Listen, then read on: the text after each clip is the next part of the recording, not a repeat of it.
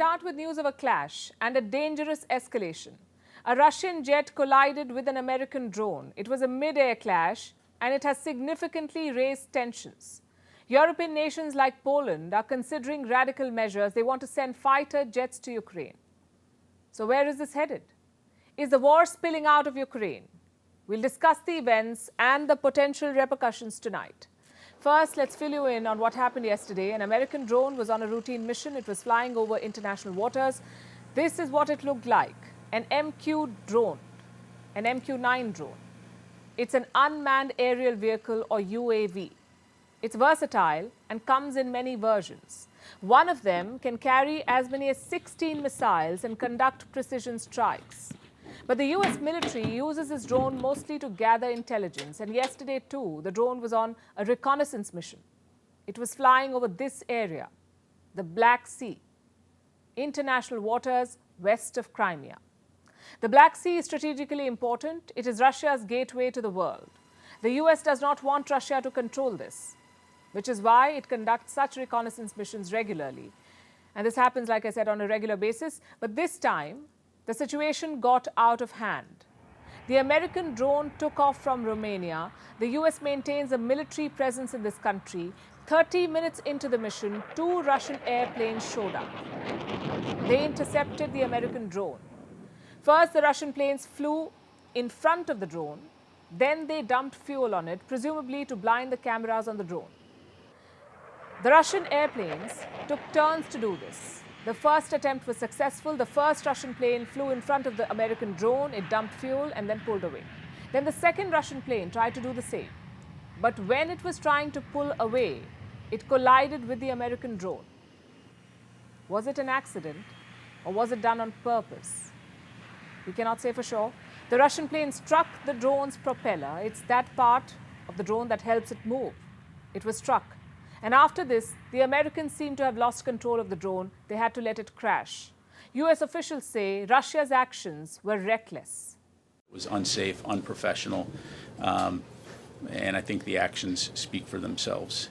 What we saw, again, were fighter aircraft dumping fuel in front of this UAV, and then getting so close to the aircraft that it actually damaged the propeller on the MQ-9. The Americans did not have to spell it out. This is a dangerous escalation for 2 reasons. First, 2 rival military assets collided midair, and second, Russia's response. It has offered a completely different version of events. Russia claims this American drone was an intruder and that it was headed towards international borders. The Russian Defense Ministry has issued a statement. It says the drone's transponders were turned off. What is a transponder? It's typically a device that is used for communication. It is for the transmission of radio signals. Russia says this is a violation of rules. In fact, let me quote from the Russian statement. This is what they've said. The drone flight was carried out with its transponders turned off in violation of the boundaries of the area of a temporary regime for the use of airspace established for a special military operation. Now pay attention to the language here. Do you know what the Russians mean when they say this? The use of airspace established for a special military operation. It means that Russia is claiming control of this airspace. And it says the Americans intruded. And that the drone incident was basically a US provocation. I want to underline that the Russian pilots acted very professionally. There was no contact, no weapons were used by our fighter jets. This unmanned aircraft performed a sharp turn and collided with the water surface. This is dangerous. Russia's position could not have been clearer. It says it now controls the airspace over the Black Sea, which means if America flies drones here again, Russian planes could be back in the air and they could try to disrupt American operations. What is the US response to this? It says it will continue surveillance activities. Washington says the Black Sea belongs to no one, and this raises the risk of a wider conflict. Ukraine and Russia are already at it with no signs of stopping. And now Washington and Moscow have clashed too. Meanwhile, European nations want to give fighter jets to Ukraine. 2 countries as of now, Poland and Slovakia. They want to transfer MiG-29 jets to Kiev. Remember, Ukraine has been asking for jets for months now, but the West has resisted. Now, Poland and Slovakia are ready to cross the bridge. This will be a major shot in the arm for Ukraine. It wants lethal air power to fend off Russian aerial attacks. And the MiGs would be ideal. Ukrainian pilots already know how to fly these planes, so they could be pressed into the war effort almost immediately. The details are still being worked out, but reports say the transfer could happen in the next 4 to 6 weeks. Is this a done deal then? Will Poland and Slovakia go ahead with this? Last week, Poland said it will transfer the jets, but only within a larger international coalition. It is not yet clear if Warsaw will now do it alone or if it still plans to wait for allies. So far, there is no indication of larger support, but today's events, the clash of an American drone with a Russian jet, could force a rethink.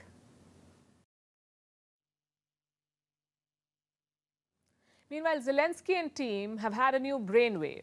Change the name of Russia. And I'm not making this up. The Ukrainians think it's a way to needle Moscow. It started with a petition that has been doing the rounds in Ukraine. It was addressed to President Zelensky himself. And as of this afternoon, this petition has more than 25,000 supporters. What does it say? It says that Ukraine should change the name of Russia and call it Moscowy. It's the historical name of Russia. It is based on Russia's current capital, Moscow, and the area around it. According to this petition, this name, Moscowy, appears widely on maps from the 16th to the 19th century. This is before the Russian Empire was born. Russia, then known as Moscowy, was a smaller state. This was before the rise of Peter the Great. And who was Peter the Great? The Tsar of Russia. From 1682 till 1725, that's when he died. This was his reign. And this was a turning point in Russian history. In the 18th century, Peter the Great forged a new Russian empire. He fought what is called the Great Northern War. The war lasted 21 years, and he conquered lands from the Baltics to the Black Sea. This includes modern-day Ukraine. Peter the Great needed a new name for this great empire. He called it Russia. And that's how Moscowy became Russia. Now, Ukrainians want to go back to the old name. First of all, the name is not theirs to change. And second, how does it help them? The idea is to highlight Russia's history of imperialism and take a dig at Vladimir Putin. The move is symbolic at best. Remember, Putin is a big fan of Peter the Great. The Russian president often brings him up, mostly to justify his actions in Ukraine. Last year, Putin compared himself to the former Tsar. He, Peter the Great, led the war for 21 years. One could say he was fighting with Sweden, trying to tear away some parts. He wasn't, though. He was returning the land. Returning land and consolidating. That's what he was doing. Now, it seems it's our turn for returning and consolidating. So that's how he sees the war in Ukraine, an attempt to resurrect the old Russian Empire, the one that was built by Peter the Great. And all of this matters because this conflict is not just about controlling territory, it's also about shaping narratives, which explains why the Ukrainian petition is getting so much traction. In the middle of the war, they want to push for a name change, and Zelensky has decided to put his weight behind it. Listen to what the Ukrainian president said, and I'm quoting, "I appeal to the Prime Minister of Ukraine with a request for its comprehensive processing, in particular with the involvement of scientific institutions, and to inform me and the author of the petition about the results." In other words, Zelensky is seriously looking into this. He has asked his Prime Minister to submit an assessment. In response, Moscow has lashed out at Kiev. First, the Russian Foreign Ministry issued a statement. It called the petition an example of anti-Russia propaganda. And then Dmitry Medvedev spoke out.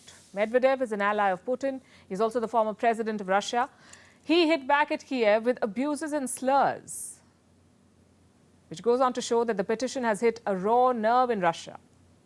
And what about its president, Vladimir Putin? He seems undeterred and determined to rebuild the Russian Empire. Last month, Moldova, remember, made a big claim. Its president said that Russia wanted to topple the Moldovan government. She said Moscow wanted to use saboteurs to pull this off. Now, a new report has come out. It says Vladimir Putin has a strategic plan, a plan that was made in 2021. The goal is to bring Moldova under Russian influence. And for this, Moscow could deploy a range of tactics. The report says these tactics involve the creation of pro-Russian groups in Moldova, the infiltration of Moldova with Russian operatives, the use of influence campaigns, and even protests to destabilize the government of the day. But why does Russia want a foothold in Moldova? Well, it has compelling reasons. Moldova sits between the European Union and Ukraine. It is strategically located. In the days of the Cold War, Moldova used to be a Russian military outpost. Just like Ukraine, it was part of the Soviet Union. But it split in the year 1991, and now Moldova is worried that it could be Putin's next target. And finally, it's time for Vantage shots, images that tell the story. We're starting with Georgia. Anti-West protests have broken out. Protesters burnt the European Union flag outside the parliament. This was in reaction to anti-government protests in the same country. In Argentina, the sky has turned orange because of wildfires. The scenes look apocalyptic, to say the least. Forests are burning in Cuba as well. Meanwhile, in Russia, President Vladimir Putin took a helicopter for a spin. And finally, we have the answer to who let the dogs out. It was UK Prime Minister Rishi Sunak, and he got into trouble for that. We're leaving you with the visuals. Thanks for watching. We'll see you tomorrow.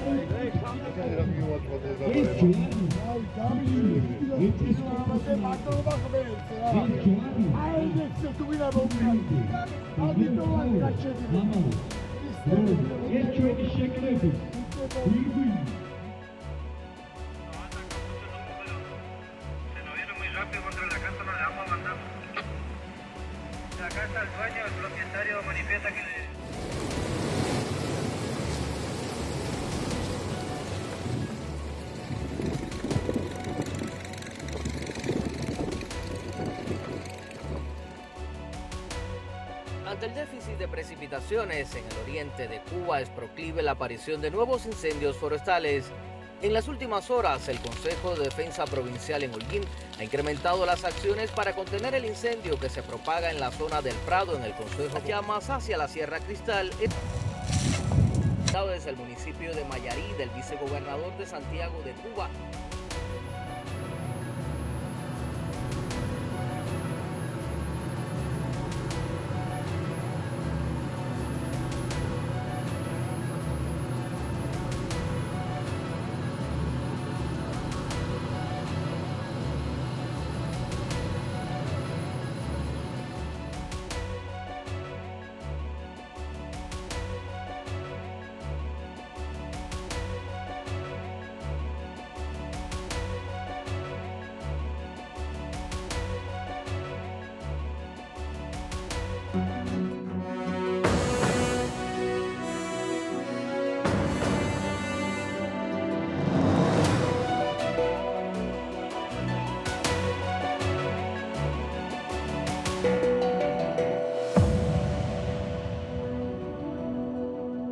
An Indian becoming a UK PM.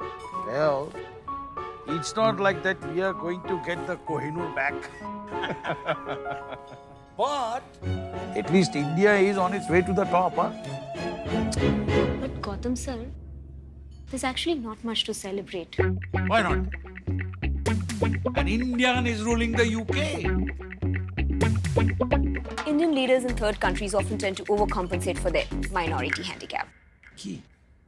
For example, Sunak's Home Secretary of Indian origin, Suella Braverman, disapproved of India-UK free trade because it would encourage people immigrating to the UK, and the majority of whom were Indians.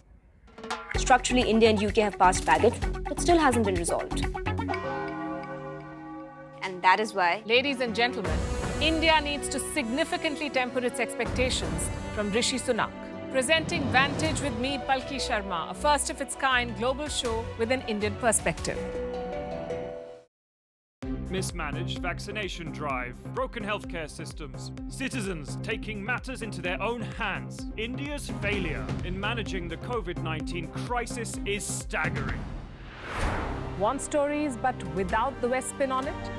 Presenting Vantage with me, Palki Sharma, a first of its kind global show with an Indian perspective.